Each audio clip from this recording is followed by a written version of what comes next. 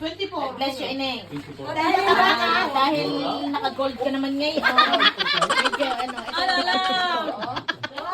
Ay, medyo. Ay, makapal ang gold. Medyo mamahalin yan. Ito, para sa'yo, 50 cents. Hindi yun naman. Oo, yan yung napansin ko sa'yo. 150 yan. Malaglag ito. Pan-dryer.